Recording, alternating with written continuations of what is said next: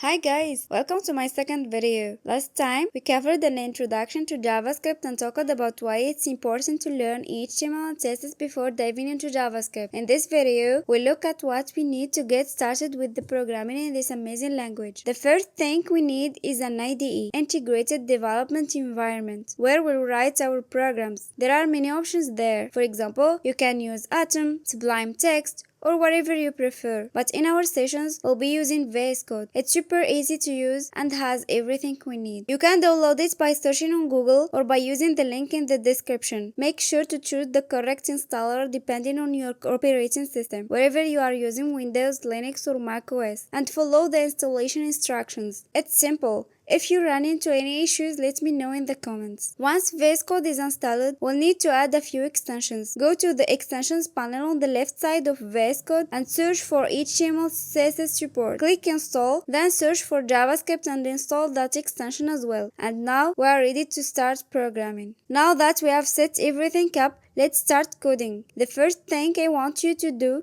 is to create a folder for your project. I will name mine JavaScript Part 1. Open that folder in VS Code and we're ready to go. Next, create an HTML page. Click Add File, name it index.html or whatever you like, and start by typing exclamation mark. VS Code will automatically create a basic HTML page for you, thanks to the extensions we installed earlier. Once we have our page, we can view it in the browser. Right-click on the file like this and choose Open with Live Server. This way, we can see our page live in the browser. Now, let's talk about where we can place our JavaScript code. There are two methods for this. The first is to integrate the JavaScript code directly within our HTML file, and the second is to keep the JavaScript code in its own separate file. Before we go further, I advise you to follow along with me in practice. The best way to learn something is to jump right in. So do what I'm doing, pause the video, create your folder, and then play it again to continue with us. Let's do everything together. Let's start with the first option. We use a tag called script to include JavaScript in our HTML.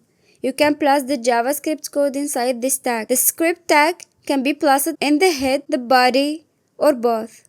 However, if you prefer this option, it's best to place the script at the bottom of the body element because it improves page load speed. If you place it at the top, JavaScript can slow down the display of the page as it loads. Now, the second option is to separate the JavaScript into its own file. We do this by creating a new file with the .js extension. Let's call it myscript.js. To use this external JavaScript file in our HTML, we still use the script tag, but this time we add an attribute called src and put the path of the JavaScript file inside it. Since my JavaScript file is in the same folder as my HTML file, I will just write the name of the file. So which option you prefer? Personally, I prefer the external file option because it keeps things organized and improves the quality of your code. See you in the next video. Bye!